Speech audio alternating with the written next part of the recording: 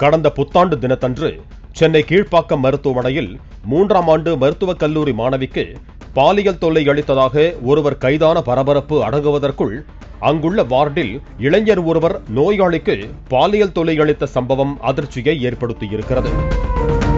கடந்த 4 நாட்களுக்கு முன்பாக 50 வயது மதிப்புடைய பெண் ஒருவர் சிறுநீரக மற்றும் இதய பிரச்சினை காரணமாக சென்னை கீழ்ப்பாக்கம் மருத்துவமனையில் அனுமதிக்கப்பட்டார். இந்த நிலையில் கடந்த 12ஆம் தேதி அதிகாலை 3:40 மணியளவில் உள்நோயாளிக்கான சிகிச்சை பிரிவில் தூங்கிக் கொண்டிருந்த அந்த பெண் திடீரென கத்தி கூச்சலிட்டார். அருகில் உள்ளவர்கள் என்னவென்று கேட்டபோது இளைஞர் ஒருவன் அப்பெண்ணிடம் அத்துமீற முயன்றது தெரிய வந்துள்ளது.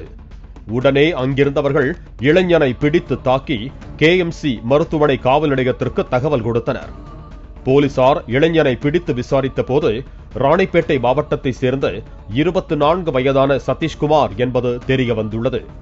மேலும் சதீஷ்குமாரின் நண்பரின் உறவினர் உள்நோயாளியாக சிகிச்சை பெற்று வருவதால் உதவியாக இருப்பதற்கு மருத்துவமனைக்கு வந்தது தெரிய வந்துள்ளது.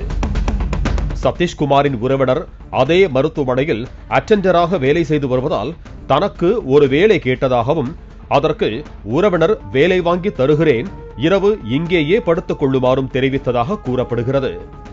இதனையடுத்து மது அருந்திவிட்டு வந்த சதீஷ்குமார் மருத்துவமனையில் உறங்கிக் கொண்டிருந்த பெண் நோயாளியிடம் அத்துமீறியது தெரிய வந்துள்ளது. மேலும் சதீஷ்குமார் மீது வழக்கு பதிவு செய்த போலீசார் அவரை கைது செய்தனர்.